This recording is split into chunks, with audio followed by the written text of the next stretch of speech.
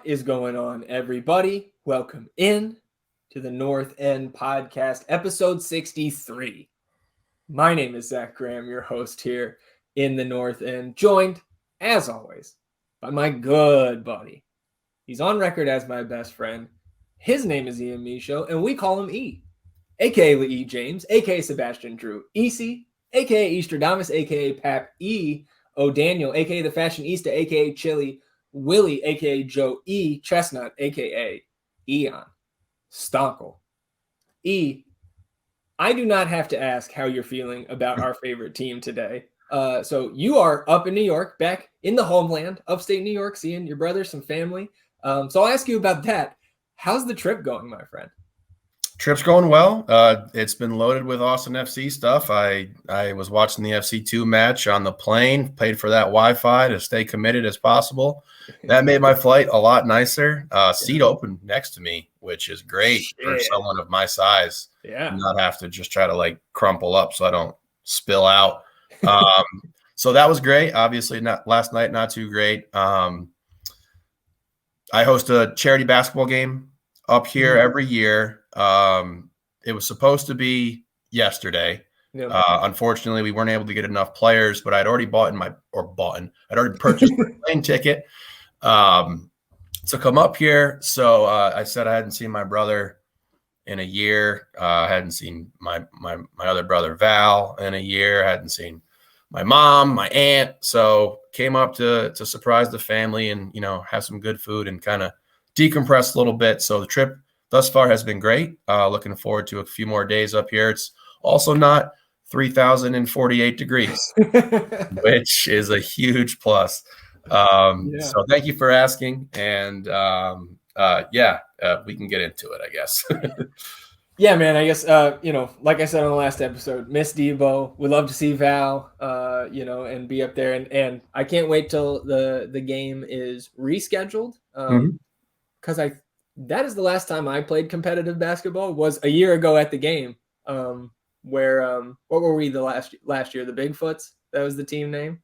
I think we were the Demon Beasts. Are you sure Demon Beast wasn't the year before? I feel like we were because bro, Eddie was there and we were Bigfoots. Maybe. Well, anyways. Yeah. We're off track now, so let's jump back on the rails here. And get into what I'm sure is going to be a long, rambling, and unfortunate match review and breakdown here. So yeah, let's jump in. Let's talk first about the lineup because before the game, we're talking, and it proved foolish at the end of the day, but I think both of us were very excited about the lineup on paper. We got all those, Seba and Fagu and Emmy, all three in there. Driussi back in up top. Danny's playing. Julio and Rado. I guess you thought it was strong as well. I just kind of thought this is about as strong as we can get with the players available right now. I felt the same exact way. I saw Vanilla Mexican on Twitter, and he was like, "Oh, looks like we're going for it." And I was like, "Yeah, I agree. This is the 11 that when you're still getting healthy from injuries, or guys are just completely out. That looked to be one of our strongest lineups." And I mean, I thought the guys were going to have a good week of practice and be prepared and ready. And leading up to it, I felt pretty confident in this game. And obviously way off the mark in that confidence. And, I guess my initial thought right out of the gate is, fuck, man, it's going to be hard to play Fagundes and Rigoni because Rigoni has just really it's clear he prefers to be on the left side. Yeah. Even if he doesn't prefer it, I think he's looked better. There's no question. Considerably better. Yeah. And then I can say fuck man about 8 different players. But that's just my initial, that's right now, that's one of the things I'm most concerned about because those guys got to play well. I said it last pod, we need those guys to play well in order to win games. Yeah. And they didn't. Yeah. I mean, even on the rewatch this morning, I don't think I saw much out of Diego last night that made me think he's moving closer to that 2022 form. That lineup, again, Lima was in there on the right, Johnny G on the left. So Lundqvist was on the bench alongside Rodney, Ethan, Hector, Maxi, Owen back in the team there off the bench, Will Bruin, and then Rado there, who, now if we get into the game, first minute, Radovanović is on the pitch. Yeah. And quickly revealed by Adrian Healy and Kobe Jones that 5 minutes before the game, walking off warm-ups, getting ready to come back out, felt some adductor tightness there, and out of precaution, Wolff made the change, and Ring did not play last night. So we'll wait to see an update on him. I think Josh after the game said, I think just that we have to wait and see on Alex and how he feels going forward. But we got 10 days until the next game now. So hopefully he's back in there when Austin FC gets back in action at Q2 next Wednesday. So third minute here, a switch from Johan Valencia to Emi Rigoni, kind of skips off the wet grass and he ends up handling it. The handball's correctly called. It was not the only time in this game that Emi struggled to control a ball. And I think some of that can be attributed to the weather conditions, but everybody else had to play in it. And I think he was notably more loose with that handle, that control at times than a lot of other players on either team. So I actually don't think he had his worst night of the season, but still still showing that inconsistency that we need to see fixed going forward at some point. He really struggled with some of those skipping balls. I mean, I think two of them he just missed. Yeah, there's the one he misses later on that looked a lot worse. Yeah, but I think as bad as he was in that sense, he did create some chances and have some nice service in this game. Yeah. Next minute here, fourth minute, long ball kind of bounces off the back of an unaware Giannis, who I looked up the pronunciation on him. I think it's Greek, I assume. Tzonis. Giannis. Giannis. So he's sprinting down the right side there into our half, and the long ball just hits his back. He has no idea it's there. Hits his back. He ends up being able to control it there, and then he finds Alan Polito, who kind of splits between Rado and Julio, and Julio takes him down outside of the box. So that ensuing free kick goes right into the wall. But that buildup for SKC was really their only chance in almost certainly the first 10-12 minutes, but almost the first 20. Ninth minute here, Seba swings it wide right to Emi. His cross goes long to the left, and then Diego's there. He chests it kind of outside of the box. Johnny's right there, kind of on the edge of the 18 at the corner there of that box. He kind of dips inside towards the middle with one touch and fires a shot. And that goes wide right. It did force a diving save attempt from Kendall McIntosh, but it was wide regardless. 2 minutes later, Gallagher here with a long ball from left to right. He was right around the half line. And that ball sees Rigoni run onto it. I thought here, and Healy and Jones did as well, I thought the better option here is to loft it to Zardes, who's one-on-one with a defender, especially over the last month, how we've seen you put the ball to Zardes when he's one-on-one, and he's done well recently. Doesn't get the opportunity here because Emi lays it back off to Danny. And Danny finds Rigoni again, and then Rigoni kind of swings it back towards the top of the box where Valencia is waiting, and Johan takes a touch around a defender but fires a shot, and it was not threatening at all. And I thought there was, even at the time and then on the rewatch, confirmed my bias from watching it live, that was not the best decision. Nope, it definitely was not, and it was a long night of that. Yeah. 13th minute. Stuver goal kick is flicked on by Rigoni to Zardes. He holds up the play and drops it to Seba. Seba takes a shot from distance that gets blocked, but then recovered by the good guys. Rigoni gets free wide left, and the ball finds him. He takes a nice touch to get around the defender, gets his head up, picks out Driussi, who I think mistimes his jump and puts the header wide. And I was talking to Hernan and some of the other guys in LDR this morning, and I think like that Profe asked for, like, after I finished the rewatch, like, could you give me just some bullet points before you record the pod on what you saw? And I think there was multiple chances in the first half to get on the board. Certainly don't have to be a genius to know that watching the game. But 2022 Driussi, like, I feel like he finished, like, he was automatic last year. And sorry, go ahead.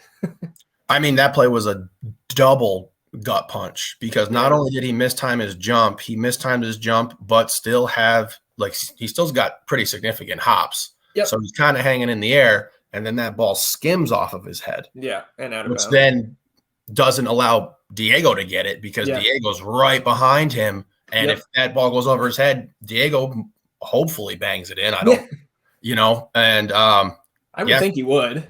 Again, you would think he would, of course. Like a player of his caliber, he was wide open.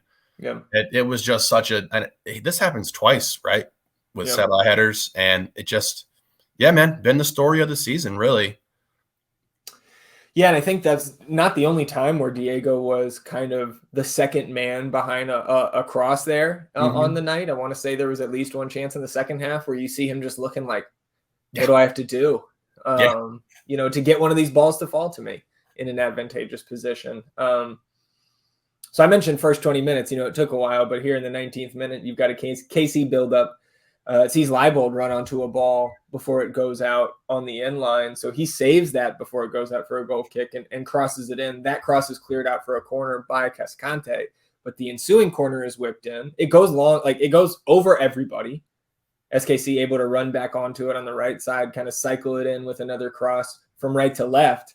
That nothing comes of that, but SKC retains possession, and Leibold whips in across from the left side. It's headed back across. And even if Polito doesn't put this away, which he does, he gets onto the second ball there and blasts it into the net. Even if he doesn't, handball on Julio was going to be a pen anyways. Yep, absolutely. And this was the first really major breakdown by Julio from last night. And, we're already at a disadvantage with our size, our relatively small size, and he gets kind of pushed in the back and gets bodied. And I don't know what his arm was doing way up there. Like that. Yeah. And the kid buries it. The Polito kid is. Whew. He had a kid, bro. He's 32. Oh, shit. Yeah. Wow. Well, he's impressive, man. I think he's their highest paid player. I believe so. I definitely know. That's Hernan's boy. He used to play for Chivas. He's good, man. Yeah, he is. Yeah, he's good. And like there's a lot of unfortunates, but what's really unfortunate is, like, I think that may be his best game in an SKC uniform. He spent a lot of his tenure, I think, on the shelf with multiple injuries, but I mean, it was like, I don't know what else to compare it to other than like the Dejan Joveljic game where he had 2 goals, 2 assists against us last year. But yeah, that was his first touch. Yeah, I mean, this was almost as complete of a performance as that one. Yeah, not a great night for Julio. Not a great night for really anybody on the pitch for Austin last night. But both Julio and Radovanović and Johnny G, for that matter, and Nick Lima, sub-6 ratings there on FOTMob. A 5.2 for Rado, a 5.1 for Johnny G. 27th minute here, starting to notice Seba dropping deeper and deeper to start trying to get touches and get involved in this game. Yep. Kind of remains a theme the rest of the way, and that's not great. In this 27th minute, though, Danny finally breaks a line after some horseshoe play. He slides it to Gallagher, whose cross ends up getting called for a handball correctly on SKC. Sets up a free kick on the left side of the 18. That ensuing free kick sees Diego and Rigoni line up over. Diego fakes, and Rigoni whips it in with the left. It was a decent ball. Goes just over Driussi's head. I thought live that he mistimed his jump on the rewatch. I think the cross was just a little bit too high. I don't think he was getting there regardless. But that ball is cleared out to Johnny G, and he fires a shot.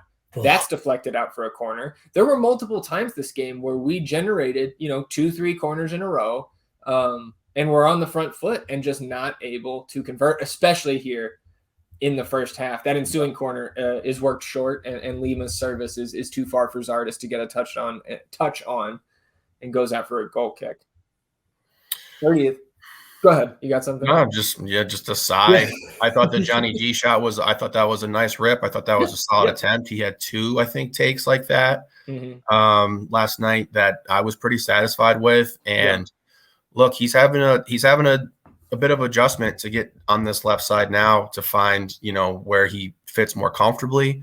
As you alluded to there, Seba pulling back to try to get touches on the ball. And, I'm asking, and just pleading if we can please just get him the rock. Yeah. I don't like him getting the ball way back there. No. Particularly last night with what I felt like was Danny playing a much more forward-facing role in the offense, and so much congestion in the middle of the pitch there. And I think that's even exacerbated more so when you take into account that with the wet surface, those short passes, those intermittent passes have a different type of pace to them. And, you can attribute our lack of continuity to a lot of different things. But this in particular, us playing this really congested middle of the pitch, just like muddy, like it was not what was going to get the job done last night. Yeah. I mean, and Johnny, to your point, talking about, changing sides, etc. Adam Ribbick, the Ribbinator, as he's known on Twitter. I thought he asked some pretty solid questions last night at the press conference. And one, he asked Gallagher about, playing on either side and if he had thoughts there. And Johnny said, playing on the right side is where he feels more comfortable. It's his natural side. He's played on the right, again, as a forward or a winger for his entire career until last season, or until the right back appearance in the penultimate game of the 2021 season. And he says, natural side is the stronger foot, makes sense. He also goes, but I played left back all of last season, and I think I did all right. Yeah. And he's correct. So he says, I'm always available for Josh wherever he needs me. And yeah, I think, would we love to be able to deploy him as a backup winger? Sure. And we do see him push up later in the match. But yeah, just the way the team's constructed right now, he's got to shift between sides. And to his point, why would we hate him on the left with how good he was last year? For sure. I don't hate it. I'm just saying it's just a laundry list of things that we're trying to make work. Yeah, for sure. 30th minute here. Austin builds up pretty nicely out of the back for once in this match. Gallagher gets free down the right, and then he slides it on to Rigoni. Rigoni immediately drops it to Driussi. And then Driussi crosses in from left, or from right to left, excuse me. And it's like right on Zardes, but I thought Jake Davis, who had a very good game for SKC, he does a great job to recover because Zardes has a step on him. He does a great job to recover and head this out for a corner. Yeah. That corner is taken by Diego and puts in a good spot near Cascante, but KC ultimately clears that one out. Lima runs onto it, clips it back in, but that one was cleared once again by SKC. So again, another run of play where you get one of those almost in the primary buildup, and then you force 2 more chances and just can't finish. 10 minutes later, Lima blocks a cross attempt with his chest. Twice last night, he had good blocks with his chest, keeping his arms inside his body and not letting, any craziness happen there in terms of a handball and the like. SKC gets back onto it, though, after it deflects off of Lima. Polito plays Leibold in, and he's wide open, takes a shot, and this was probably Stuver's best save on the night, diving attempt. I think bright spot on a bad night for Brad Stuver. Yep. I was going to say, you were bringing up the FOTMob scores. Brad was a 5. Yep. He was not great. And I'm not going to say that, it was all on him by any stretch of the imagination, because obviously there's 10 other dudes out there, but he had a rough night. Yeah. 44th minute, Driussi gets clear at the top of the box on a Polito cross. His shot is this is again right in quick succession here. Mm-hmm. That shot was blocked by Lima with his chest, and Lima's like, this was in like on net, on target, and Lima's just standing there. Yeah. So hey, right place at the right time. No stoppage time here. Yep. Interesting with a goal being scored, but I wasn't super upset about it. And I think this is something I was talking about with not just Profe in LDR, but with Phil West as well. I said, first half, especially on the rewatch, I felt awful at halftime because we were down as the team we should beat, and we had the chances. I don't feel nearly as bad about that first half of play as after the rewatch, because it should have been 1-1. It should have been 1-1. We have to the players have to finish those chances. I agree. I thought you were going to say after watching the second half. Oh, that would make you feel good. We get into the second half here. 46th minute, Valencia gets called for a foul, being physical with an SKC player here on a duel. And I do want to shout out, I was listening to Verde Pendant while I was mowing the lawn the other day, and those guys pointed out that, because we had last season, everybody knows Valencia was just wild with his physicality to the point where that man was getting yellow card suspensions in like 200 total minutes. Yeah. I don't know if it was that drastic, but like it was not good. Only one yellow card so far coming into last night. So I thought that was a good point they made, a good thing to bring up on their last episode. But foul here, no yellow card given, but turns out to be pretty consequential because Eric Tommy provides some solid service. Polito is the one first there, but he can't quite get his boot on it. And the ball skips all the way through to the left side, and Castellanos, one of their center backs, pounces on it, scores it, and that was a pretty nice shot.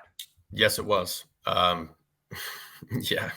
Caught off the line too, and just an unfortunate bounce, and great finish. And they finished their opportunities. We did not. Yes, that's true.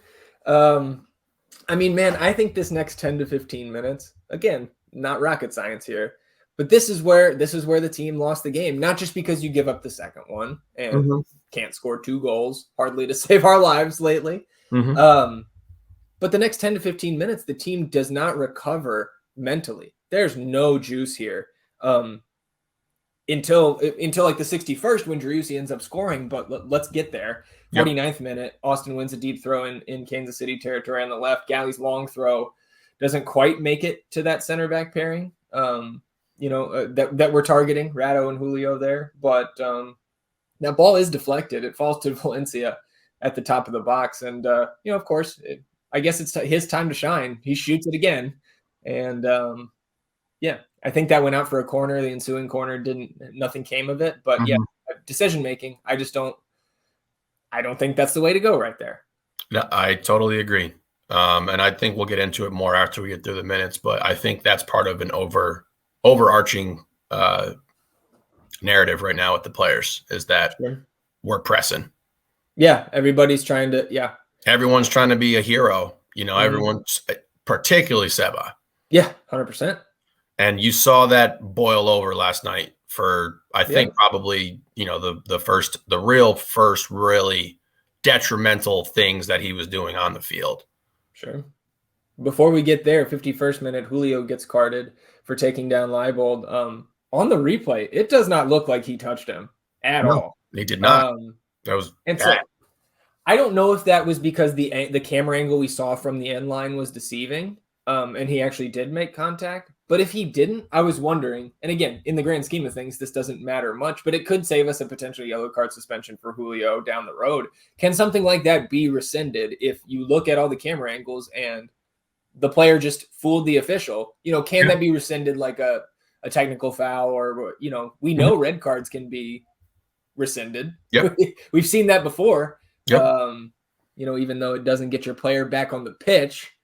I don't remember if that was 21 or 22 when they rescinded that Julio red card, but they didn't give us points back for that. Anyways, 55th minute. Here's the Austin possession. Driussi goes down after making contact with, or I should say, Castellanos makes contact. It's not like he went down from nothing here. But Austin keeps possession and he stays down complaining.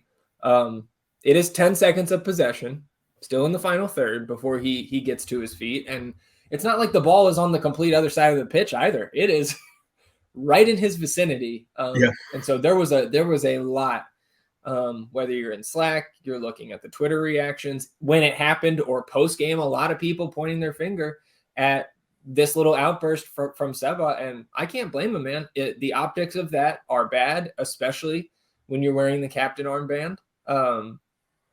So yeah, I don't think I have much else to add. That was a bad look for number 10.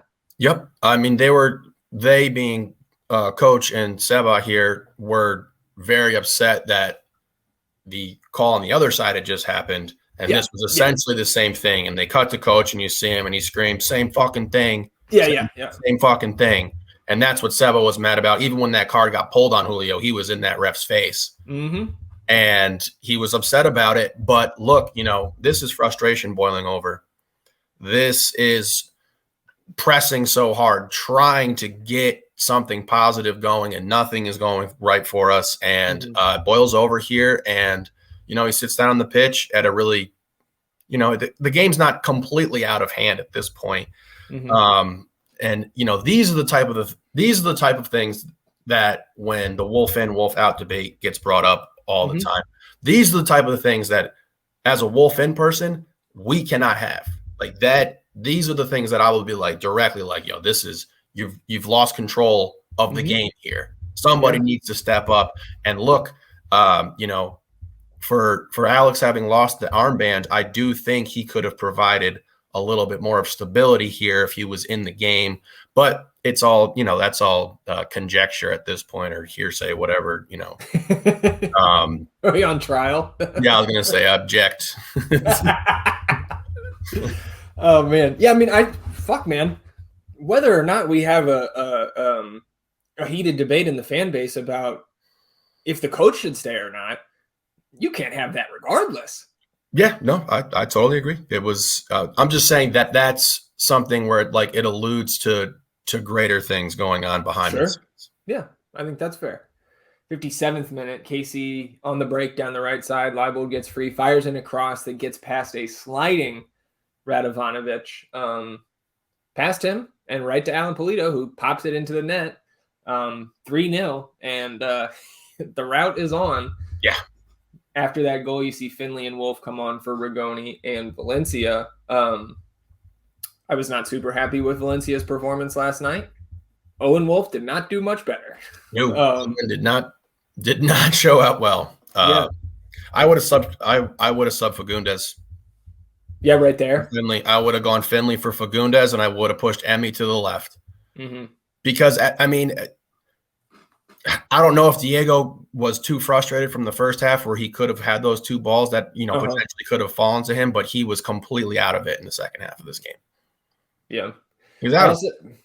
There's not too many guys that were in it. For sure. At least at this point of the game, right? Because then you see Zardes get a yellow for taking out Pulido from behind. Deserved caution there. And then 61st minute, Zardes wins the ball in the midfield, starts a break. He and Driussi. Yellow card ends up going to Redoha, I think is his name. But he was tugging on Jossie's flopper there, and rightfully gets yellow carded. Yeah. But after that had happened, Seba takes off kind of 1-on-2 and then eventually 1-on-3, and he gets it out for a corner. Diego takes the corner. It finds Julio's head. He puts it on frame. McIntosh with a decent save there. Zardes runs onto the loose ball. Kind of offensive rebound there. He crosses it into the 6, and Driussi puts it home. So Seba gets on the score sheet, 3-1. You got a little life. And I think the team just kind of failed to capitalize on any potential momentum they could have gained from that, getting on the score sheet there. Yeah. Well, I mean, the only good thing about that was I hit the anytime goal. Oh, yeah, hell yeah. Well, it was, plus 275 is what it opened up at? Yeah. Yeah. So that was nice. But yeah, it would have taken a Herculean effort to string together consecutive nice possessions where we move up the pitch and we get a goal here, and now you're looking at a 3-2. And it was just it was a mountain to climb with, a win probability rate that was probably, lower than your test grades in college. Mine? Yeah, you're dumb. Yeah, well. 66th. Radoja fouls Diego here. Diego takes that ensuing free kick, about 10 yards or so outside of the 18.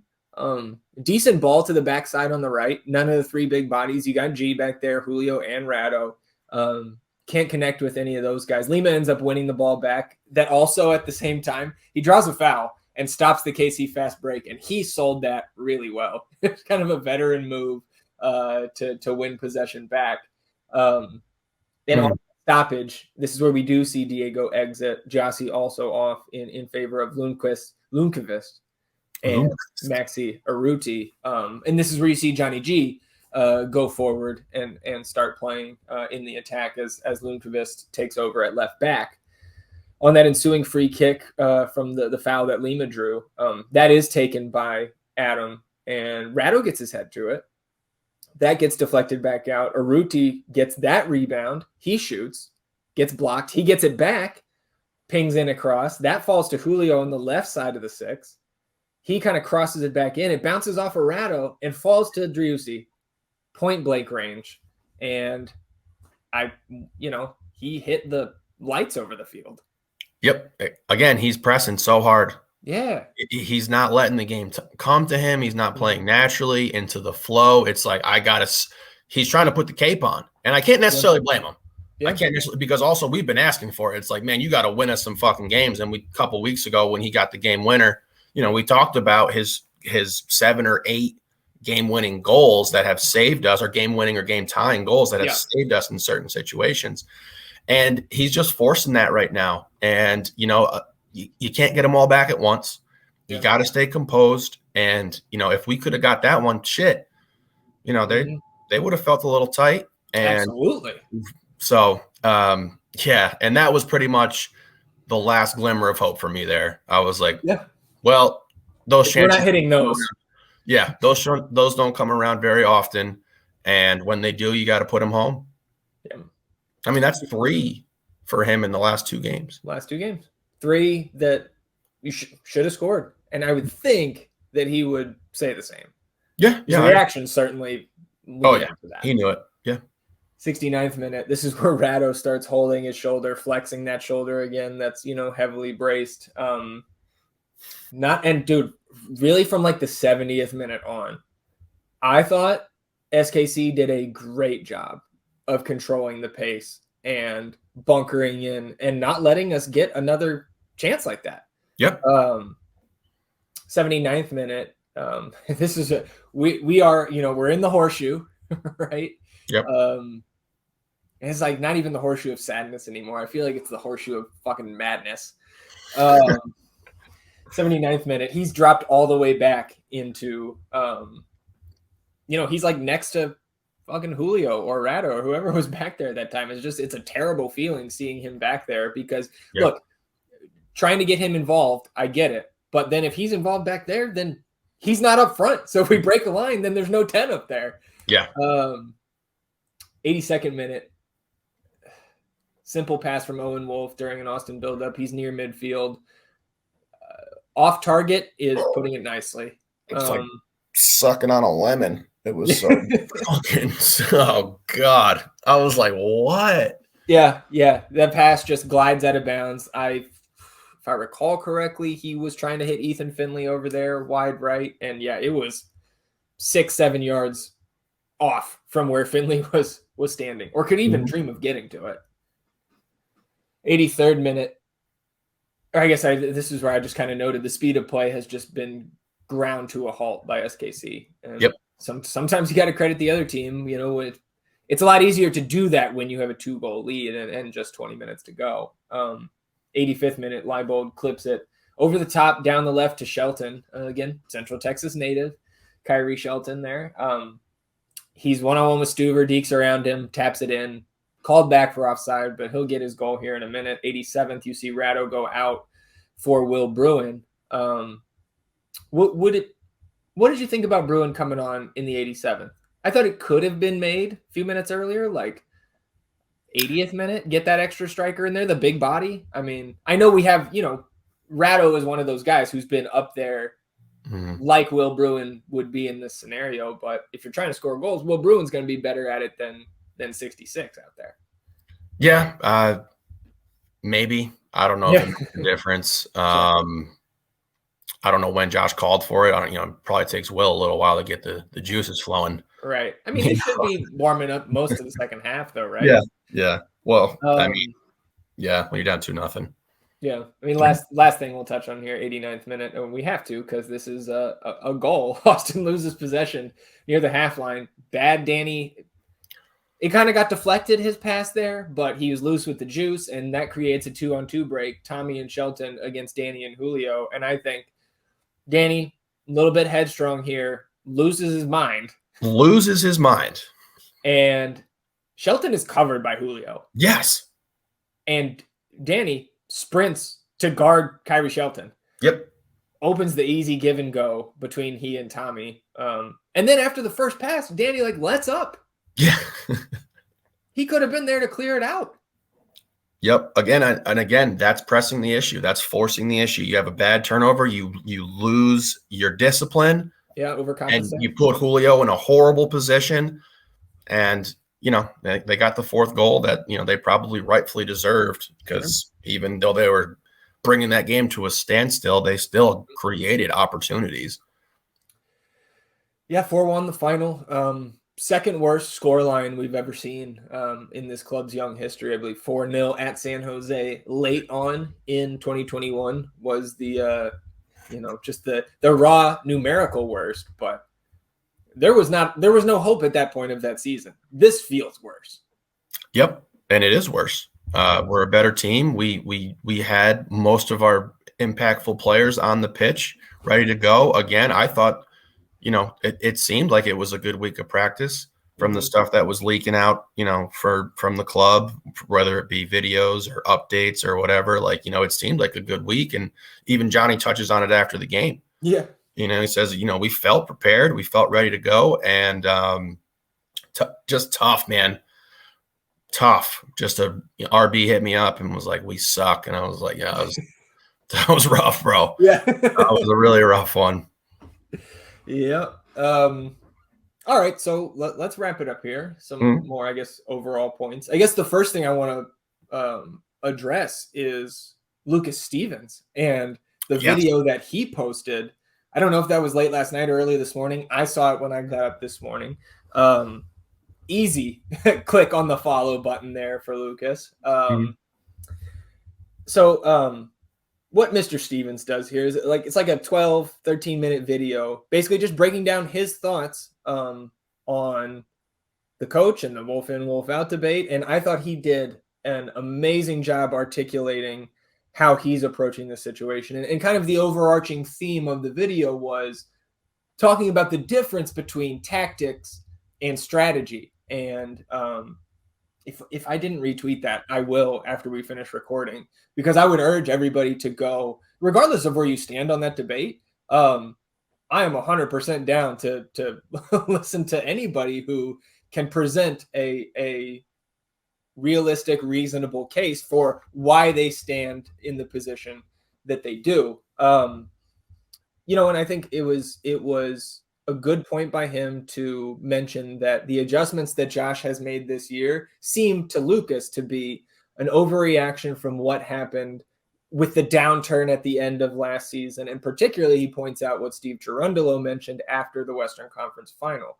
And that was Josh adjusting the team this season to be more press resistant, because that was the main thing that opposing teams did to get us out of sorts last year. And I also agree with Lucas that has worked in terms of achieving the goal of being more resistant, less mistakes at the back that we saw plague us at times through both 2021 and 22. He also points out that is in his mind why the creativity has waned this season. And I thought that was a very astute point. And again, all of this was well thought out. What were your thoughts to that? I guess here a question that I have that he said is he thinks he's a little pessimistic on the idea that Josh Wolff becomes a manager that can be tactically flexible game to game. And I agree. I am also pessimistic about that, just based off what we've seen through 2.5 seasons. Lucas uses a lot of coaching names that are top of the world type of coaches, right? Mm-hmm. So I don't think he's making the connection there, but using those examples, I think it's very fair to use an example of any coach, regardless of their stature within their own sport. You want to emulate those great coaches. Yeah. So I guess, do you think that Josh will ever become a manager in his tenure here that is tactically flexible? Well, I mean, in his video, and again, I know you heap the praise on him. I will as well. He deserves it. It was articulated well. It was very well thought out. I learned some new things. I definitely encourage everyone to go take a look again, whether if you're Wolff in, Wolff out. So what he did bring up was the change that coach made when we played Dallas in the playoffs. Yeah, that was good. So we do have an example of him being flexible in his tactics in order to get the job done. And I think that is a great way to frame this argument in regard to how can Josh grow? Because again, we've never said he's perfect.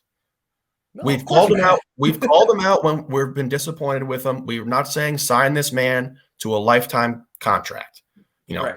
So when he's talking about in the context of a singular game, and you saw it with Chicago, and they came in and they specifically said, we're going to go 5 back here, and we're going to take away the things that they like to do. And as a less talented team, they were able to go out and then get that win because the coach made that adjustment. So pessimistic, I would say yes. Do I think he's completely incapable of evolving into a coach who can make these tactical adjustments based on our opponent? No, I don't think he's completely incapable of that. But being pessimistic in that situation, I think, is a totally fair and reasonable way to feel about it, given the body of work up until this point. Also, he touches on it a little bit in his video, and then Kevin breaks it down a little more in his context with the tweets that he sent out. We are putting patchwork together to find players to put them in certain situations to be successful. So it's just a really tough spot to be in because obviously nobody is happy with the results of this club right now and where we currently sit. There isn't a fan that I've seen who's been like, oh, yeah, this has been a great year so far. And that's what makes it difficult because it's like we don't have a lot of time left to right the ship. Yeah. But we don't have exactly half. Yeah, we don't have a lot of examples of this team being at full strength and what the actual capability of the team is. Sure. So it's just a tough spot to be in. And like I alluded to earlier before, losing the team to me is what would make me a WolffOut person. That's what would make me a WolffOut person. And that has not happened this so far. Well, so okay, what do you say to the people who say last night was evidence that he has lost the locker room? Because that is also a prevalent take here. And like I said, that's why this game was the most concerning to me throughout the entire course of the season. Prior to this, I had said it was the Houston game where we have a play that happens late in the game where we have 4 men standing around looking at the ball, and that was a quitting. That was a quit feel. That was a wave the white flag kind of feel. And that's the thing that I'm most concerned at and looking at. Yeah. So what I would say I was gonna say in that game you also had Diego yelling at Josh and doing his whole tantrum thing. Correct. So what I would say to that is, if you didn't get to see the Johnny G presser later, we'll talk about it. If you didn't get to see that, that is the only example that we have of concrete evidence of a player coming out either way in support or in defiance of the coach. So we have one concrete example that we can look to and say, this is not speculation. This is not some weird leak from the locker room. This is a player who everyone loves and respects for what he does out there on the pitch every night in and night out, whatever he's at. Scorer. Yep. What he said last night, wherever coach needs me, I'm the leading scorer, but I'm going to go play wherever coach needs me to go play. So he comes out and he says what he says last night. And I don't know if you want to be the one to break that later, or if you want we can. I want to finish up on what Lucas had here before we get into the press conference. Okay. Because Josh said some things too that Yeah. relating to last night and going forward that I think we should also discuss a little bit here. Fair. Just to summarize it after a long-winded, explanation here. Congrats on the video, Lucas. Like, it was great. And I don't think there's anything you can look at where it's just like, well, this doesn't make any sense. This is an emotional reaction based on a terrible loss. Yeah. So definitely everyone should go check that out for sure. Yeah. I mean, has Josh been tactically flexible at times? Clearly, Lucas pointed out the Dallas playoff game, but that also, to his point, that has to be in your coaching DNA to be a top coach. And I agree with him that he does not have that because we have not seen that enough this season. We have seen it some. Mm-hmm. Look at the stretch that we had with no Seba, and through a lot of that stretch with no Diego at all. And probably the best run of form we had this year, right, was when he was able to be flexible. And so I just hope that he continues to move in a direction where we can actually start to say, hey, look, he's being flexible game to game. Because to Lucas' credit, I completely agree. That is the biggest thing that I think Josh is lacking as well here.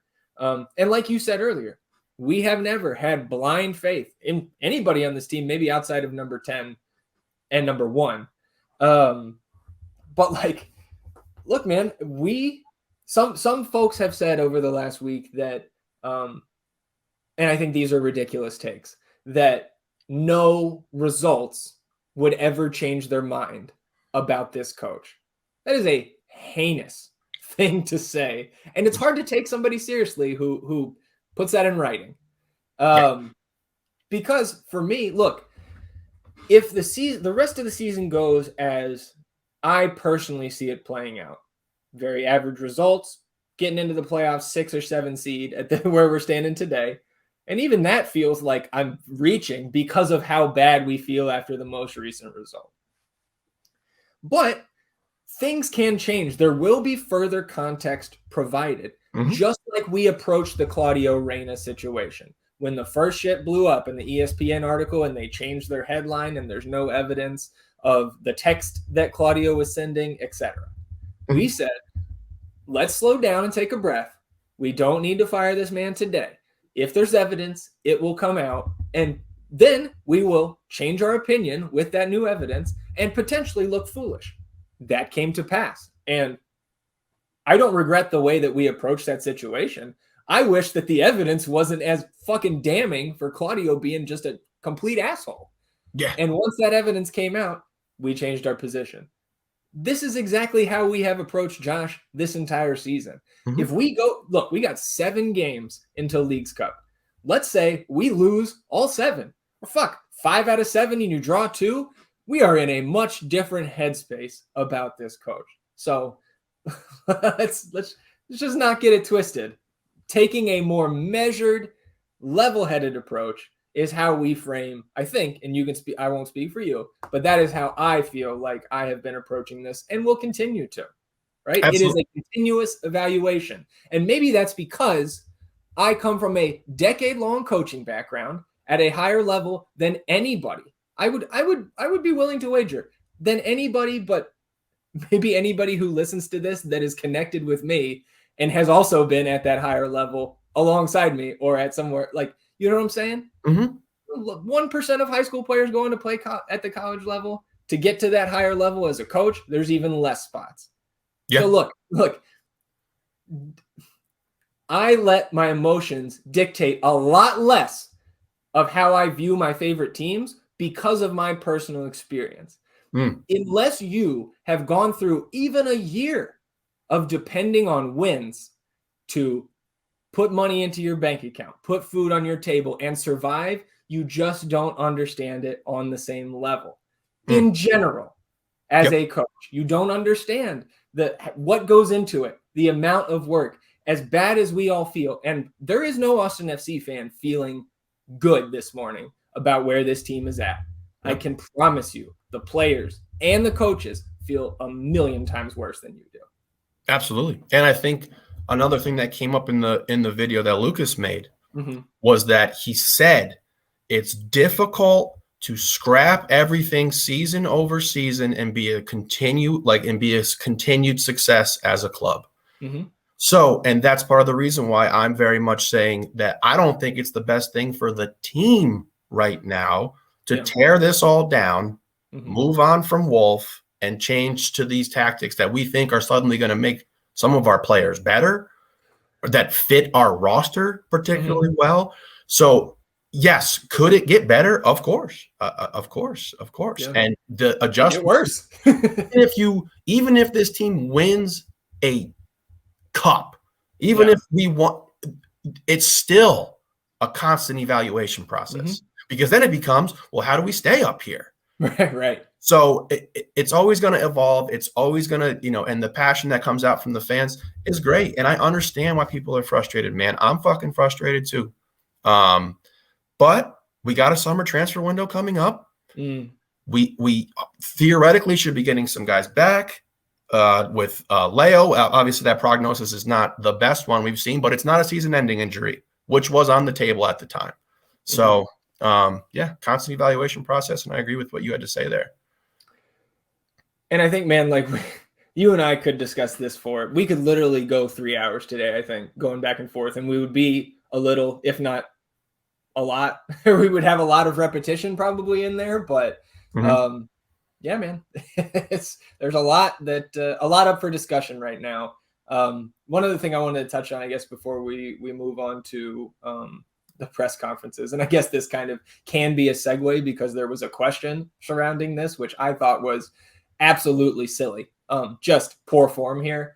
Apparently, and I missed this on the broadcast, Apple TV mistakenly listed Danny Pereira as a center back last night. And not only did some people take it seriously, but there was a question in the press conference trying to tie that to, I think it was not worded very well. I think Josh trying to tie that to Josh being predictable. Come on, man. Look, you know better. Everybody knows better. If you watch 2 seconds of that game or this team ever, Danny Pereira is not a center back, and he has not played 1 minute of center back, nor will he ever. So, like, anybody latching on to the Apple TV fucking formation that the intern probably mistakenly put in, come on, man, you're grasping at straws there. So Josh did say in the midweek press conference, or the late press conference that we had Friday, because the team did fly out and back yesterday to SKC, which I'm not a huge fan of a flight trip on game day. No. But hey, it's sports science. If that's what they say they can do, then all right. Josh did say 3+ months, at least 3 months on Leo Väisänen. 3 months to the day from his injury would be August 24th. So that does feel optimistic, to put it lightly, for him to be available then. So if he was available August 24th, there would be 10 league matches remaining, which would be, I think, great considering the circumstances. I think it probably takes him a little bit longer than that. Yeah, and we'll need every single one of those games. Yeah. All right. Press conference last night. Josh first. Of course, there's nothing that Josh is going to say here that's going to get the no pun intended, but I'll say it anyways, the wolves off his back. And I thought that for the most part, everybody in the press conference last night that took place on Zoom did a pretty darn good job, really, with the exception of, I think, one question about Danny at center back. I was going to say Ribbinator had the highest FOTMob score yesterday. Yeah. Again, I thought everybody who asked questions had some very good ones. I took issue with just one. The Ribbinator was asking what kinds of tangible changes might be coming. Like, what should the fans be, for lack of a better term, latching onto here to still have some hope through this very tough stretch? Because now we're at a point where over the last 4 league matches, Austin FC has 3 points from those 4 matches. Only 6 teams out of the other 28 have been worse than that over the last 4 league matches. So again, you fire off a small sample size tweet in a positive manner, which was appropriate. And now this negative sample size that is also small is also appropriate to point out. So Josh's his answer to that direct question was, you believe in the quality of the players that we have in this group. They are pros, and as coaches, we have to do our best to get the right players out on the field who can contribute, regardless of age, stature, or title within the team. We need guys that are ready to compete. So maybe we see, 10 days from now, maybe we see a shakeup in that lineup going forward. I don't know. He's clearly got some players in mind there that he did not call out by name. I mean, there's certainly been rumblings. There's no green smoke yet, but there's a little smoke. Obviously, we've seen some rumors, and look, yeah, we need more quality on the pitch, no matter who the coach is, no matter who's coaching those boys. We need more quality out there, and that's just a simple fact. And man, I miss Ruben. Yeah, fuck, man, what a joy he was. And so you mentioned, right, the rumors, shout out to the Verde Bros doing some of the best investigative journalism that we've seen in recent times. Going on to Rado's, I think his wife, his partner, girlfriend, whatever, his significant other, her YouTube channel, where you can go and grab some very entertaining Rado clips and GIFs of him making faces and doing silly things, with his girl there. But in the comments, Verde Bros translated some of, I think it was Croatian or Serbian that was being spoken in the comments there. But essentially, his girl let it slip. We're out of here. Yeah. So it does appear that Radovanović will, in fact, not have his option picked up. And I think what you're going to hear over the next few days is that he and Josh do not get along.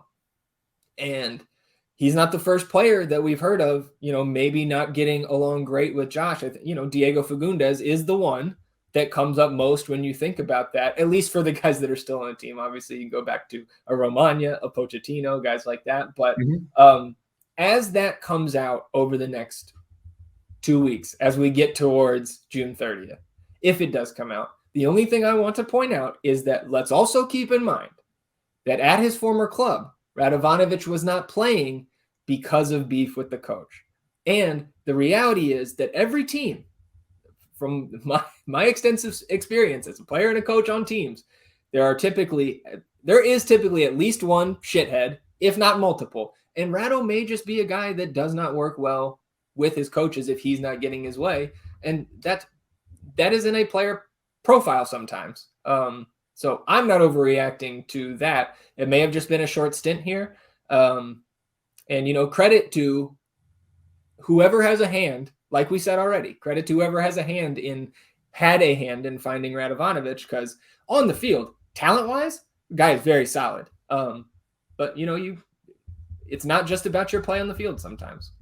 Yeah, I mean, I'm on record that I love watching him play. He's a tough MF, as Stu would say.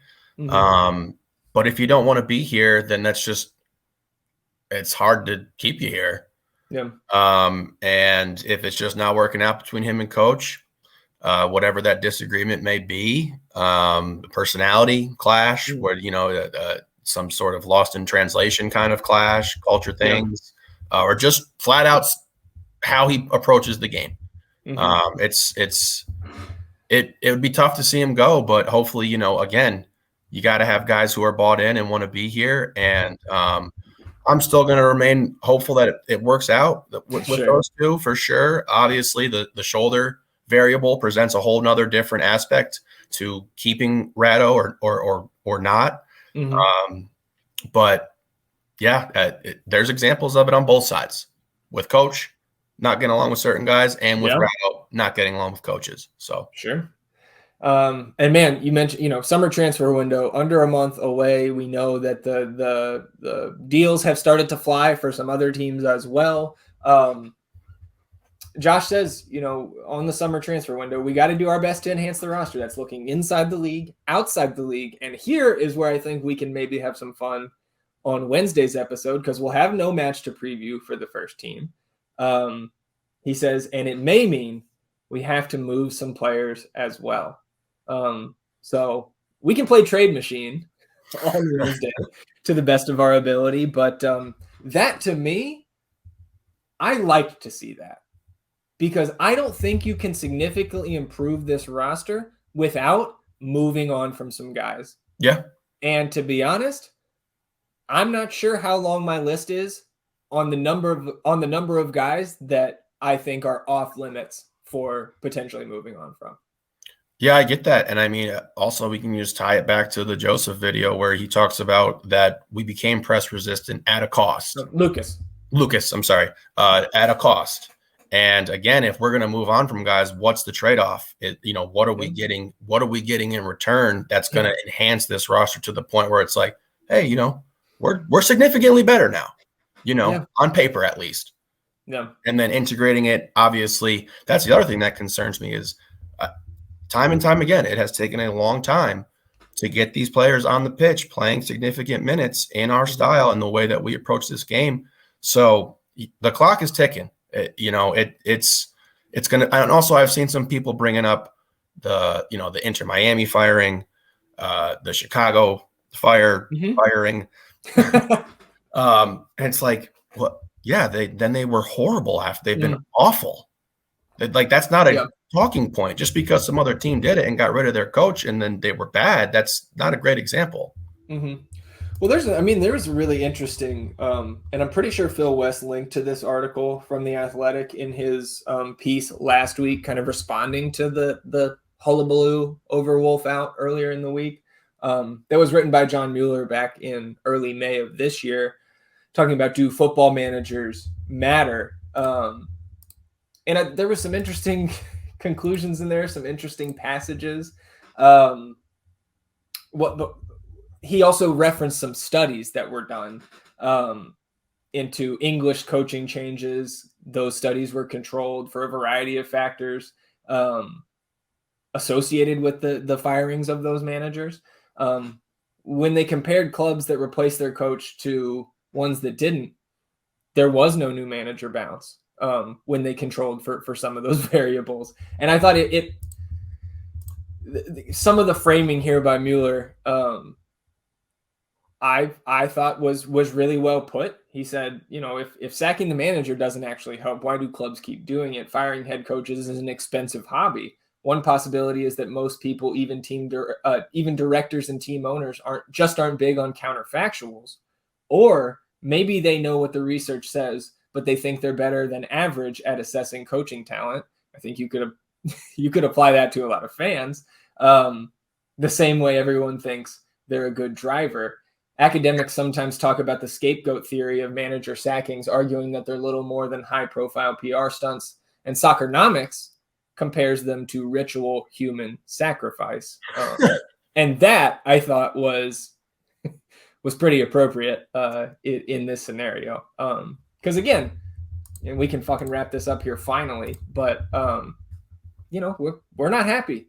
Josh has not done an acceptable job so far this year, but neither have the players, the team as a whole, right? And I think that's probably, is it fair to say that maybe that's our main difference, is that it's just where we place the blame in terms of you and I and our WolffOut? Like, we're not placing all of our blame for this team does not go towards the coach. It is spread out enough where it's just, there's not enough blame for us on Josh at this point. And everybody has their varying degrees to which they think he should shoulder that blame. And that's part of being in a fan base. Absolutely. And I mean, look across the board, right? Mm-hmm. Our best player has been hurt and relatively underperformed when he's played. Mm-hmm. Our other DP has 1 assist and 1 goal, 2 assists and 1 goal. Rigoni? Mm-hmm. Fuck, man. I don't know. It's not a lot.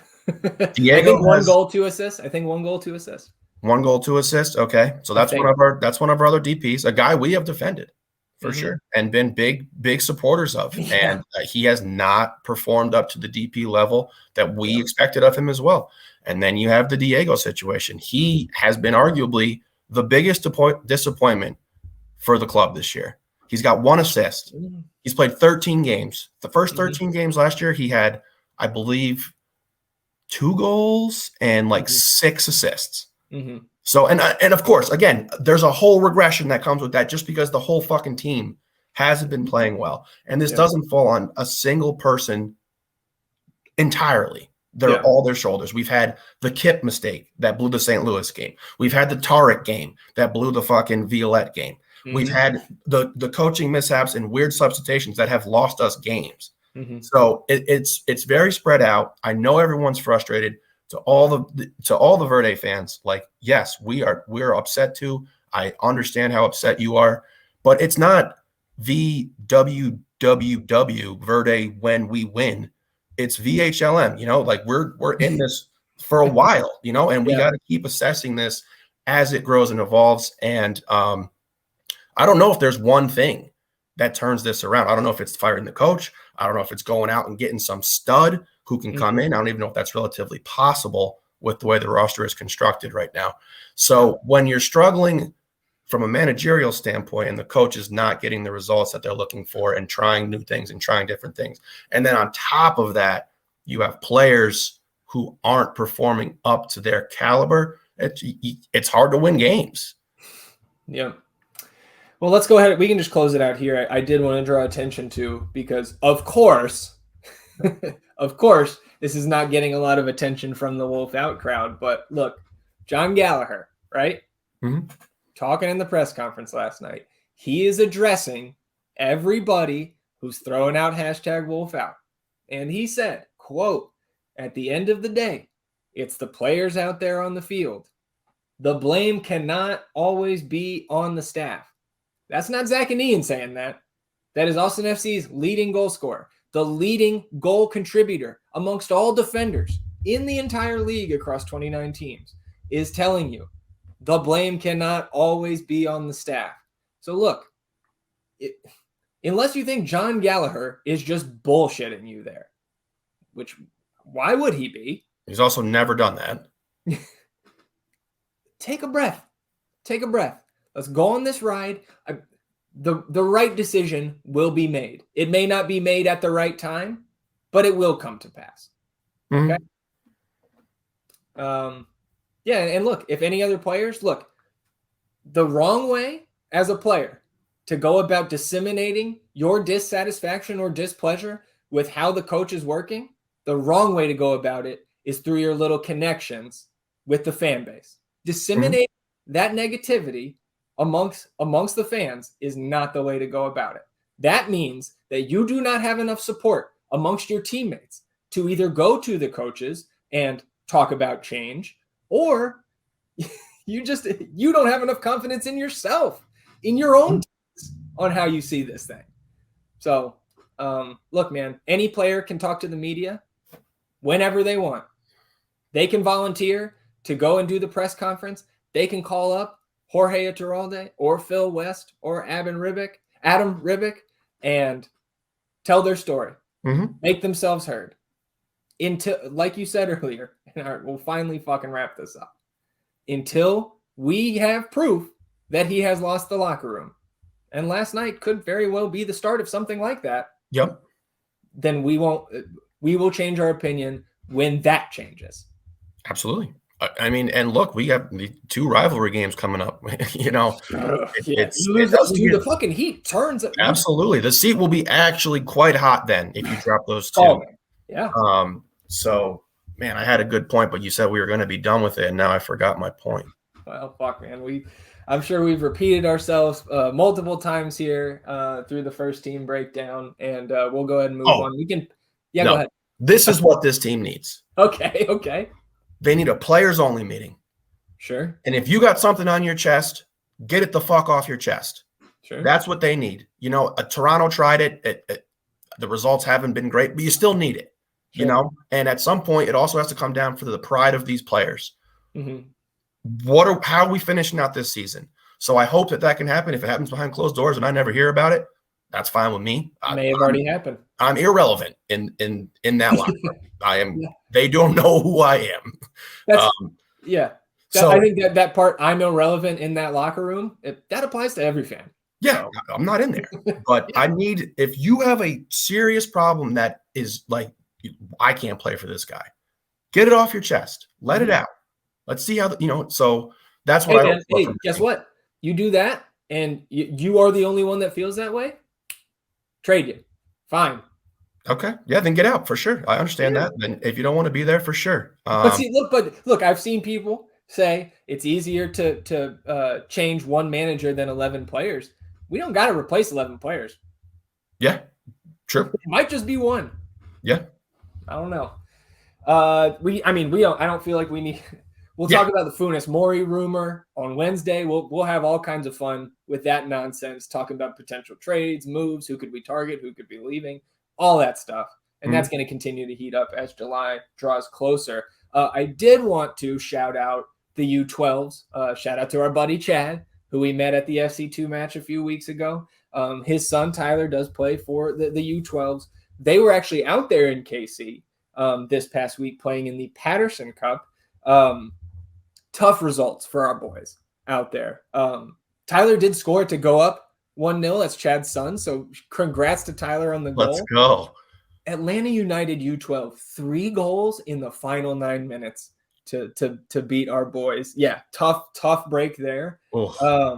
So I've got the link to the brackets in the schedule here. It looks like we just had kind of a tough go of it out there. 1 win and 3 losses for the U12s out there in the Patterson Cup. But, you got to keep pushing, boys. Got to keep pushing. Chin up, boys. Chin up. Yeah, hey. U13s, they ended up with an even goal differential. They were 2 wins and 2 losses in their 4 matches out there. And then looking at the U14s, the U14 was the biggest age group in this Patterson Cup. There were 16 teams out there. U14s, 1 win, 1 loss, 2 draws, a +2 goal differential. But again, not enough to get it done and move on to, like the finals or anything like that. So really appreciate Chad for the update. Congrats on your goal, Tyler. Tyler also drew a penalty in one of the other matches. So super active out there. And, anybody else who's got those academy results, definitely shoot those to us because we want to talk about all levels of this organization. And while we're on the subject, the MLS Next playoffs are set. So that's our U15s and our U17s, both qualified for the playoffs. Round of 32 set to kick off this coming Saturday up there in Frisco. Both teams, U15s taking on Inter Miami, U17s taking on FC United, which is a club out of Chicago. Both kicking off at 11:30 a.m. So good luck to both teams. Good luck to our boy Coach Olivares out there. You are 5 wins away from being MLS Next champion. So we will certainly be paying attention and cheering you guys on. And let's get into some good talk here. Last business day. Obviously you were not able to be there since you're up in New York. I was unfortunately not able to be there, had to work a little bit late. And by the time I would have gotten up there, I would have missed most of the first half. So decided just watch it at home and able to take some more notes and get a different view of the pitch watching it on the screen. So Kip was in there, kind of led us to believe, Rado going to play or be active the next night. We saw Sebastian Piñol start for the 3rd straight match. Something's going on there. Something is definitely going on there. And I actually thought he looked well. He looked good. Yeah. I think you texted me that during the match was Piñol. Like, I think that was maybe for both of us his most promising outing so far with this team. He hasn't had a ton of minutes this year. No, because they were dominated by AOC and he was dominating. So there's something that's up there. I don't know what it is. But shout out to Sebastian for a good game for sure. Yeah. A couple first team guys in the stands there. You could see Sofian Jafal's head when they panned just enough to the right. I know Diego Fagundes was also out there signing. Looks like he was signing for a while for the kids. That's great. So shout out to Diego there. Obviously, fantastic work with the community and just being an all-around good dude in that sense. Thomas Hasal did start in net for Vancouver. Like we talked about, that could have been a possibility. He was good, predictably. And so let's get into it here. 3rd minute, David gets a ball into the box, tries to dance through 3 defenders. Ball ends up getting stolen from him, but was a good early chance. And he did shake a couple guys to get in the position that he was. 4th minute, great touch from Bobo here to win the ball. He gets it onto CJ. CJ with a little nifty touch out to Charlie on the left. Charlie's cross dangerous, but Pignot can't quite get his foot to it, but in the right spot. Sure. 6th minute, miscommunication here between Keller and Loss. Nervy moment. Loss ends up clearing it out for a throw. And then there was a bit of a miscommunication too between, I guess that was a little bit later, 34th minute. So I won't get ahead of myself too much here. 28th minute though, Austin wins a free kick as Valentin taken down after Austin had broken a line and started the break. CJ and what's that? Stop fouling him, y'all. Yeah, for real. Fuck off. We want him. Like, golly. So CJ and Valentin line up over that, and Noel ends up faking. CJ pings it on the ground to the right side of the box. That's immediately passed back to David at the top of the box. He swings it back into the left side for, I think it was Charlie Asensio that ended up taking this shot, ended up going high. The execution was a little shaky. Like we were an inch or two away from losing the possession there, but they executed it. I think the play on paper, the set play was nice there. Good design. 31st minute, Hafferty loses possession right near the top of the ATX 18, kind of on the left side there, and the Vancouver forward runs onto it, takes off with it, and Alonso Ramirez with a fantastic slide to win it back. Great play by Ramirez, and I think him and Jackson Valti have been battling a little bit for that position, at least from what I can tell. And Ramirez has been doing well with the extended minutes that he's gotten lately. That was a nice play there.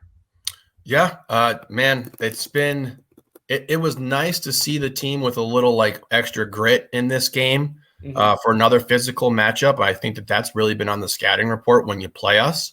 But that defensive the defensive line has been so good all season long. Just really, really stout, really solid. I mean, Loss has the most clean sheets in Next Pro.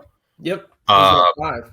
So, that's also a testament to the defense, of course. You can't have one without the other. So just shout out to them. And they rectified all of the weird kind of issues that I felt popped up in this game. Now, mind you, I did lose a little service. I can't remember at which point in the game, but it happened a few times. Beginning of the second half, I think, is when you told me you had lost it for a little bit. Something like that. But I felt like every time that there was a mistake defensively, there was a clear-cut plan on how to rectify and remedy the situation, and that's what we've been looking for with the first club. Yeah, for sure. The communication, the talk to understand, oh, shit, this has happened. It's over. How do we recover? Yeah. So shout out to the boys for that. Yeah. You mentioned Damian Loss and his 5 clean sheets. Austin FC 2, least amount of goals against in Next Pro. Correct. Still in single digits through 13 matches, just That's 9 right. goals given up. Again, only 17 scored. We'd love to see that number come up into the elite tier of Next Pro, which is, more at the mid to upper 20s at this point. But still, you can't argue 13 games in, second place in the West, 34th minute. Here's where I thought another bit of miscommunication at the back. Sal loses it in the 18 while we're kind of playing it out of our end. He's able to usher it out for a goal kick. The Vancouver player kind of took a heavy touch. So it was a good recovery there. But again, a little nervy there at the back. Both Sal and Kip having their moments in that regard. Off the restart here, CJ runs onto the goal kick and ends up taking a shot that's deflected kind of near the 6, and then off the deflection goes right to Hasal. But it was nice to see that Damien goal kick creating that chance for CJ to showcase his athleticism. And he does it again later on in this match. 37th minute, Rodriguez makes a run all the way down the right to that side of the 18, beats the defender, fires in a low cross. It was a great fucking play by him. It goes all the way through. I think 2 Austin attackers there, like 3 Vancouver defenders. And then it gets all the way to the left side. CJ's trailing, and he just comes in and blasts a shot. It goes barely wide right, but he was knocking. He was knocking in the first half. 3 minutes later, Rodriguez again, now leading a 3-on-3 break. He tries to slide it into CJ on the left. Those two were whether they meant to or not on some of these plays, those guys were were combining a lot here in the first half. That pass attempt to CJ gets stopped, but Rodriguez runs back onto it, and then he pushes past another defender, almost like FIFA-esque, where like, you make the steal and then it bounces right back to the offensive player. That's kind of what happened in David's favor there, but opens up space for a shot off of that deflection.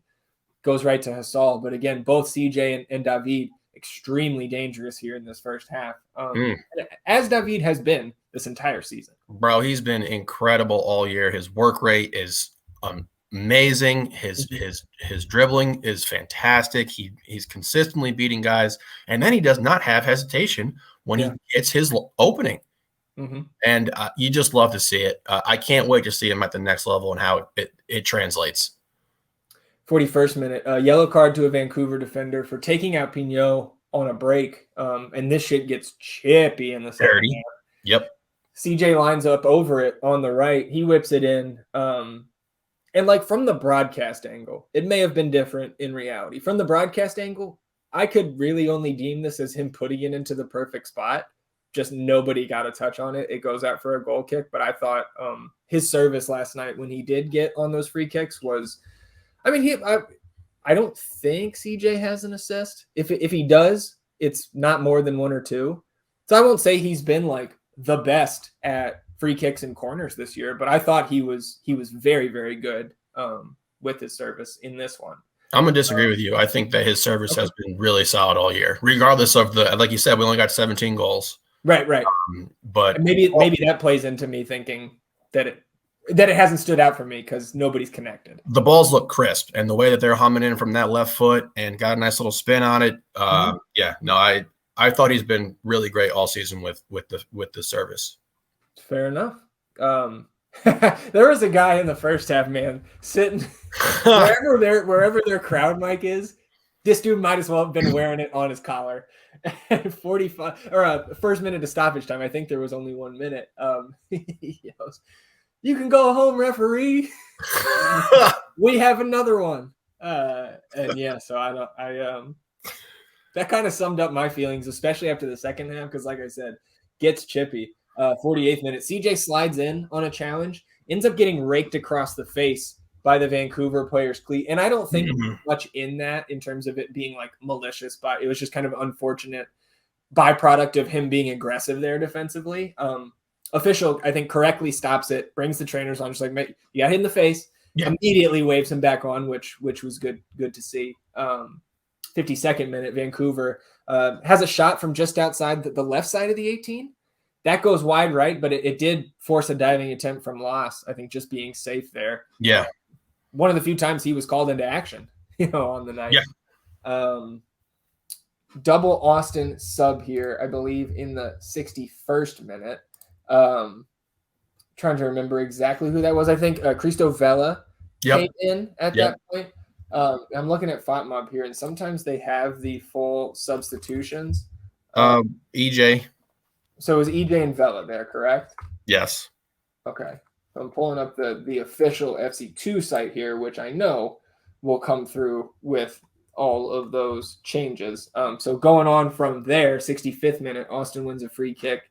That's swung in by CJ. Vancouver gets a nice touch, and they create a 3-on-1 with just Czech Touré back. And this man, that was a fucking heroic stop. Saved the day. Yeah, first gets a touch on it, right? Yeah. On a pass attempt. And then I think goes to ground getting that touch. Mm-hmm. And while he's on the ground, able to get another touch on it without being called by the official for, playing while he was on the ground and that being called a foul or a stoppage. Vancouver does stay in possession and ends up getting a chance that Loss puts over the bar for a corner. But holy cow, Czech. Thank you. Yeah. I probably brought a lot of attention to myself on the flight at this because I just was like, I'm holding my phone and I'm like watching it, and then I put my phone down. I was like, no, and then he makes the stop, and I was like, yeah, okay, like brought it down as much as I could, but that was heroic to say the least, and one of the reasons why Loss kept that clean sheet. So I'm looking at the FC2 site now. It was Vela in for Bobo, and Czech actually came in for Charlie there. So that was like kind of his first play. Okay. And now I'm seeing we get the official on the FC2 side. I didn't know this. We get the official reasoning from the referee on why these cards are handed out. So 66th minute, CJ Fodrey, yellow card argument. Oh, so there you go. Yeah. And then 67th minute, Thomas Hasal. I wrote at the time, deserves a red here. In short order, that red does come out. At first glance, I thought this was a dirty tackle from Thomas Hasal. 15, 20 yards outside his own area, coming out to challenge Cristo Vela on the break. It reminded me, watching it live, of the Maxime Crépeau challenge where he broke his leg in the cup final last year. I'm glad that it didn't end up being as nasty of a tackle as it looked live. And you watch on the replay, kind of just smacks his hands into Vela's legs, which is still a red, but a lot less dangerous than him kicking Vela's legs and potentially one or both of those guys, suffering a more serious injury. So Cristo able to get up and carry on, and Hasal sent off. And that professional foul, last man, was the reasoning here on the site. I had some more choice words for what it was than that, but we'll trust the official here. So no PK there, just red, sent off. So Cameron Habibullah, who was one of their better players there for Vancouver too, he comes off for the new keeper. So Vancouver a man down, and of course Austin now gets even more on the front foot. 74th minute, we have another dust up here. Captain Joe gets taken out near the corner, and then he bows up to the kid who shoved him down, and that kid just totally flops. And obviously there's an ensuing free kick there. I thought, let's give this official was pretty good. I agree. Because there was a lot of bullshit going on from both teams, and we've seen other officials in this league not handle that well. And so as intense as this game got down the stretch, I don't think the ref lost control of it at any point. The yellow card was handed out to the Vancouver defender there, and the official correctly assessed that the Vancouver defender flopped when Joe stood up and took exception to the hard foul. That ensuing kick is from Czech Toure, whipped in. CJ rises up over everybody, heads home his first Austin FC 2 goal, but first goal in a Verde and black jersey, and first of many, man. At least that's what it feels like to me. The bank account is open, baby. Yes, sir. Time to start making deposits. Let's go, CJ. Congrats for sure. Kid's been balling all fucking year. Dude's a baller. Yep. And we'll, at some point, I think we will see him on the first team. Maybe this season. 79th minute. Valentin receives a pass at the top of the box, takes a shot. It's deflected out left. CJ runs onto it. He crosses it. And then Pignot puts it right on Sebastian right there. And he touches it just wide of the right post there. And so, I mean, CJ could have had an assist as well. Yeah. Pignot could have gotten his first goal. Just not quite able to put the second one home. 84th minute. Austin out on the break. David down the right. EJ streaking down the middle. Steve comes in on the left. Again, I guess should not miss this 80th minute. That's when EJ does come on for CJ. Steve comes on for Noel, and Valti in for David. Valti in for David was 90th minute, excuse me. Just those first two in the 80th. So we've got Steve coming down the left here on the break with those other two guys. EJ dummies the initial pass from Rodriguez, but Steve doesn't really have a shot, or an angle at least. So he tries to get it back to a teammate. That teammate misses it. Vela runs onto it. He's streaking down the right side, but then that touch goes heavy out for a goal kick. So still threatening, just not able to string anything else together. 89th minute, EJ gets free down the left, had a ton of space to fire that shot. Waits too long. I can't put it any other way. That was not. He's an aggressive player on offense, and that didn't match up with what we've seen from him. Yeah, a little too much composure there. Yeah, sure. But yeah, I mean, shit, he let one fly though. That was a rip that he took. If he would want it back, he wants it back. Absolutely, and he'll get next time. He's going to step up, square up, and knock that in. Absolutely. Like I said, 90th minute, Grillmaster does come in. So good to see Jackson Valti, even in the abbreviated time, getting out there, getting some minutes. More yellow cards handed out. Steve picks one up. A Vancouver player picks one up for argument, and then Pino for time wasting. He had a flop of his own down there right at the end because there was a ton of stoppage time, I think 6 minutes. And of course, with all that craziness, we went over that 6 minute period. And then EJ kind of down at the end. I don't know, man. I hope he's okay. He went it, so he was going to challenge for a ball that the backup keeper was coming out to. He kind of stumbles and goes head first. And look, again, the trainers are on top of it, right? He looked like he was at least a little woozy there. And I got really upset in my chair at home that the Vancouver player came over and I guess thought that he was wasting time there after taking what looked like a hit to the head and is like jerking on his arm trying to pick him back up. And I thought there was a non-zero chance that he's got some sort of concussion-like thing going on there. And, get your fucking hands off him. The official will add the time. He ends up, stands up, kind of bends over, takes a deep breath, walks off the pitch because the final whistle blows shortly after that. But I was upset in that moment for sure. Like, get your hands off our guy. I didn't see it. I think my stream, I'd gotten off the plane at this point and was walking out of there. So I didn't see it. But hopefully he's okay. And yeah, I understand why he could be mistaken there and trying to get the guy up, but fuck off, man. We don't know you. Yeah, for sure. So we do have a match for FC2 here on Wednesday. We have talked way too much already so far this episode, so we'll just do it quick.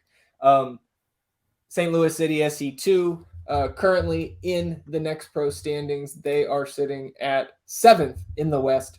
They have played 12 matches compared to Austin's 13. Austin on 25 points, St. Louis City 2 on 18 points, 16 goals for, 21 goals against. So obviously we're having a bit better of a season than St. Louis City 2. I'm trying to say SKC still. We've seen these guys before. We know that, Aziel, I believe is how you say his name, Jackson, was kind of their standout in the first matchup at the pitch. I believe Austin FC2 was able to take that down with a win. 2-0 win back on April 16th.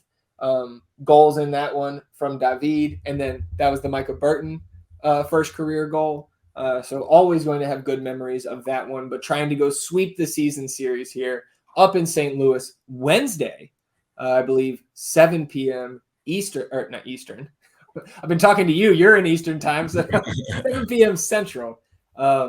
So definitely looking forward to that one. Obviously, we will be watching on Apple TV. It may be on the MLS YouTube channel. Wherever it is, we'll be watching, and there's one thing left to do. Score predictions. How much is Austin FC2 winning by against St. Louis on Wednesday? Again, we talked about this defensive line, and I think they're going to get another clean sheet here. I see a 1-0 win on the road. Yeah, I do think this is going to be a grind here, going on the road.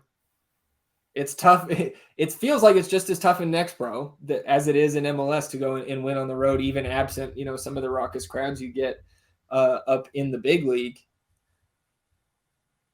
I hate doing this. I kind of switched. I was going to go 2-1 when Kevin was on Wednesday. You went 2-1. I was like, all right, I got to change it up. I'm gonna copy you here. I think 1-0 victory here on the road. Another clean sheet for Damian. And I think with the short week, maybe we see a little bit of rotation. Maybe you get some of those guys. Maybe you get an EJ start. Maybe you get Valti in there. Bobo, I think, should be gone at this point. So it'll be interesting to see what Coach Utley runs out on Wednesday night. I'll be watching, getting my Verde fix for a long break we got here. And it's going to continue to feel long. There's no way for us to really feel better over these next 10 days with that, except just distracting ourselves with other things in life, which I plan to do, but we will not be, skirting our self-imposed responsibilities here of bringing you midweek episodes. So Wednesday we'll be back. maybe we record after that match so we can recap the St. Louis City 2 match. We'll figure it out. But we will be back on Wednesday, and there will, regardless of if we recap that match then or not, there will be plenty of time for nonsense. All-star voting closes on Wednesday. Get your ballots in. Look, if you want to send in the all 11 Austin players, fuck yeah, I'm with you. Bias, baby, let's do it. But if you are, maybe this is a conversation just to myself. I think John Gallagher deserves a nod here. In the All-Star game for the contributions he's made to the team. Regardless of the standing right now, he has been fan-fucking-tastic, and I hope he gets it. I think he's going to make his way onto my official ballot, which we will do on Wednesday together. We'll each get one together. Nice. All right, everybody. If you made it through this long, rambling episode with not a ton of positives to talk about, we greatly appreciate it. If you've got 5 seconds to rate, review, and subscribe to the podcast, wherever you get your podcasts, we would appreciate that as well. If you're watching on the YouTube channel, you can hit the subscribe button, hit the notification bell to know when a live stream pops up or a new episode goes live. And of course, on this episode, hit that thumbs up button, like the video, atone for your sins, help us battle the YouTube algorithm. Overlords, wash yourselves clean in the drizzle of Sporting Kansas City and their stadium. God damn, I hate rain games.